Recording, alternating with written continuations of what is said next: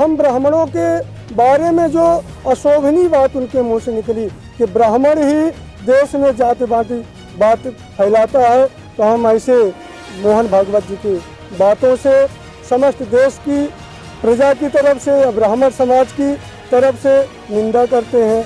और आज collector office Ahmedabad के कलेक्टर ऑफिस में हम लोग आवेदन विज्ञापन देने आए हुए हैं। मोहन भागवत ने जो बोला है वो बिल्कुल ही अनुचित है। वो वैष्णव होते हुए भी उनको ऐसे बयान नहीं देना चाहिए।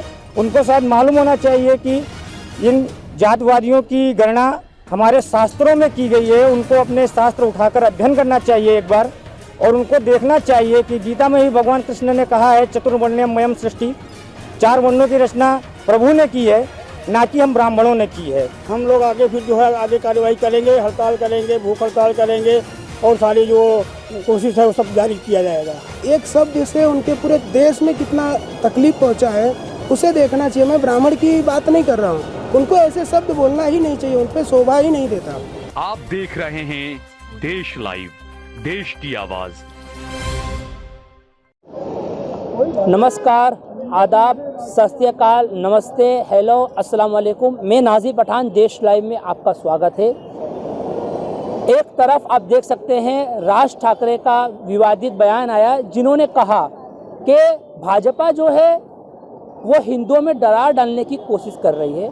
दूसरी तरफ आप देख सकते हो मुंबई के अंदर रविवार के दिन, संडे के दिन मोहन भागवत जी का भी एक विवादित बयान है, जिन्होंने अपने बयान में कहा कि ये जो धर्म है, जाति है, ये पंडितों ने बनाई है और पंडितों पे निशाना लेते हुए उनको दिलों को आहत करा है और वो नाराज चल रहे हैं। बात करने की कोशिश करेंगे हमारे साथ हमारे भाई लोगों से।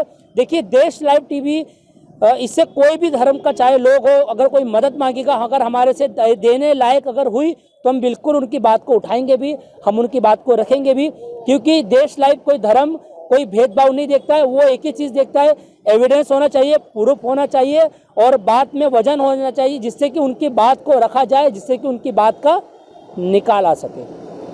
आइए हम बात करते हैं सीधा हमारे भाई लोगों से। सर, क्या नाम है आपका? मेरा नाम है धर्मेश शास्त्री और मैं अहमदाबाद अखंड ब्राह्मण सभा समिति का प्रदेश अध्यक्ष हूँ। सर, क्या कहेंगे मोहन भागवत जी का जो विवादित बयान आया है? तो देखिए, आज के देश में जो मारामारी चल रहा है जातिवाद को लेके, जो बड़े बड़े नेता अपने दाल रोटी सेकने के लिए, अपने वोट बैंक को बढ़ाने के लिए हम भाइयों को सुख शांति से रहने नहीं दे रहे हैं।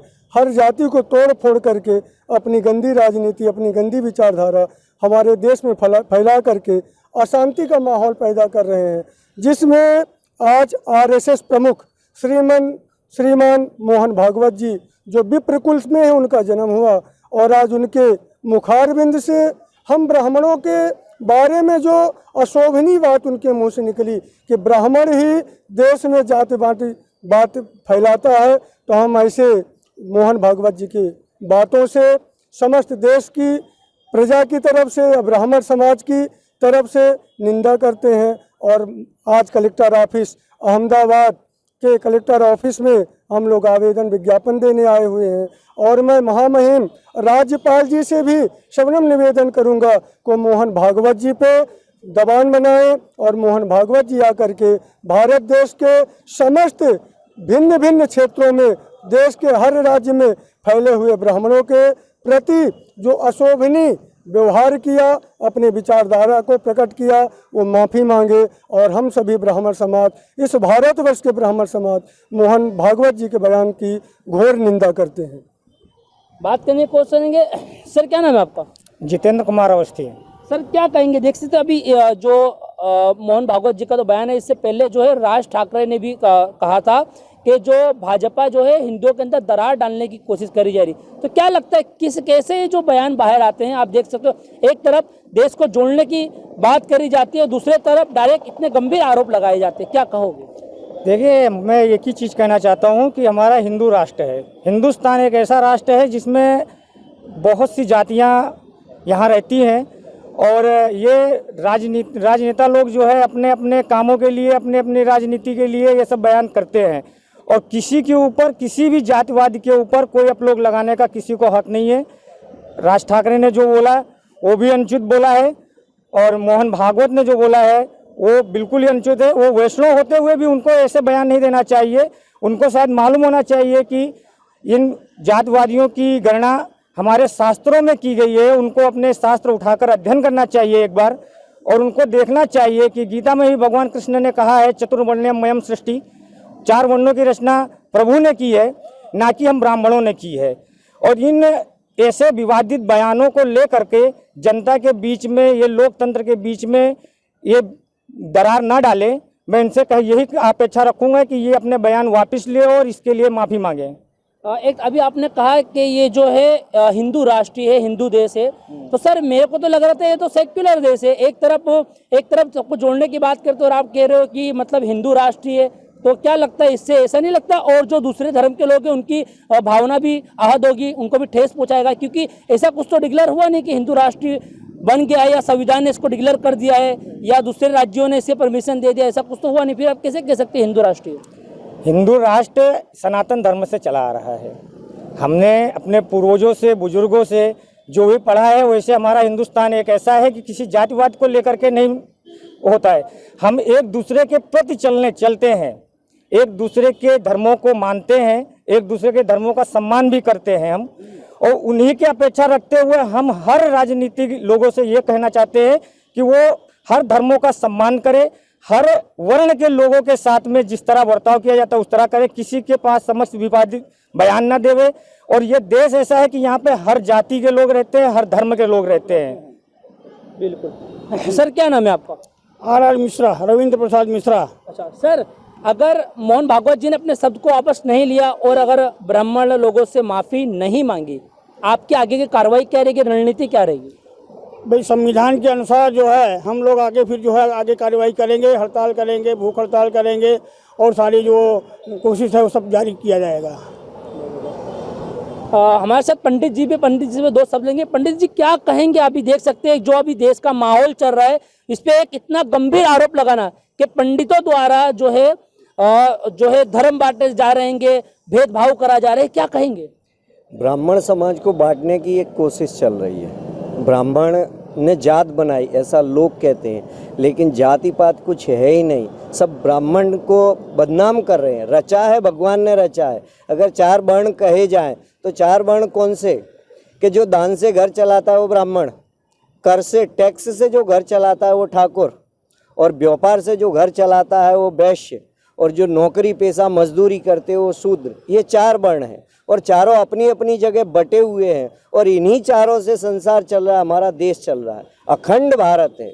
राजा दशरथ जी जब थे तब अखंड भारत कहा जाता था। आज अखंड भारत नहीं कहते, खंड खंड भारत कहते हैं। और वही प्रक्रिया चल रही है कि इस भारत का खंड खंड होना। सर देख सकते हैं एक तरफ तो देश का एक तरफ बोलबाला होना चाहिए, मगर दूसरी तरफ अगर इस तरीके के विवादित बयान आएंगे, जाहिर सी बात है देश के ऊपर खाली हमारी मीडिया ही नहीं, इंटरनेशनल मीडिया की भी नज़र होती है। तो क्या एक तरीके का ये जहर घोलने की कोशिश नहीं करी जा रही, आपस में लड़ने की? क्या लगता है आपको? मैं मोहन भागवत जी का बहुत सम्मान करता हूँ।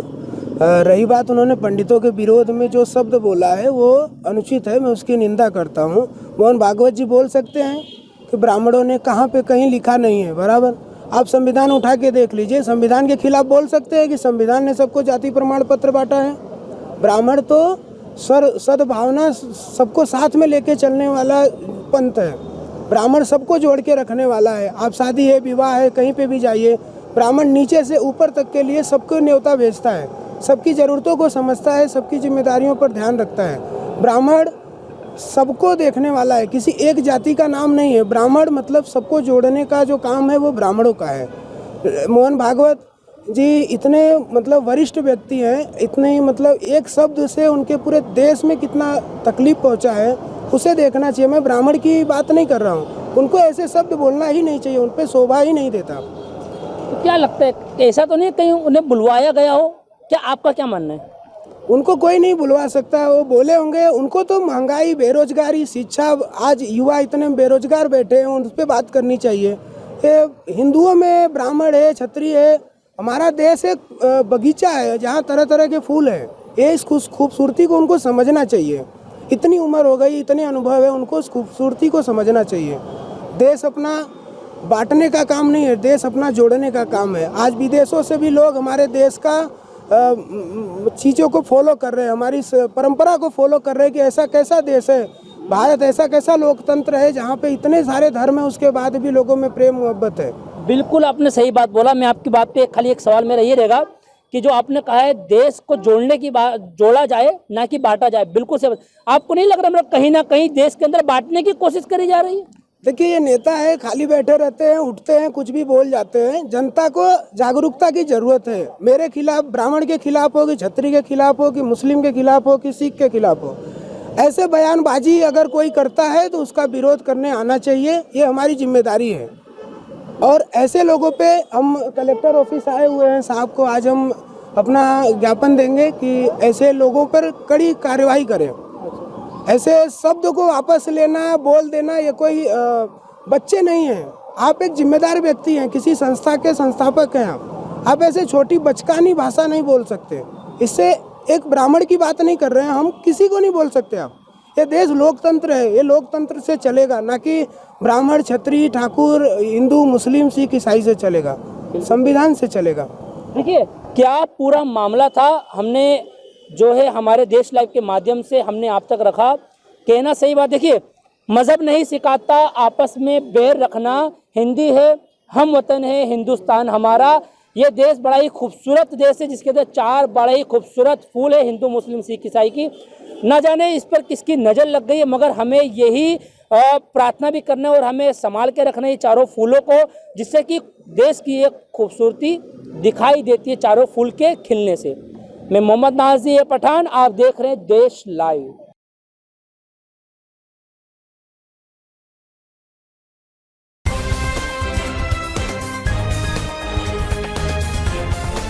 देश और दुनिया की तमाम छोटी और बड़ी खबरों के लिए हमारे चैनल को सब्सक्राइब करना न भूलें और बेल का बटन जरूर दबाएं।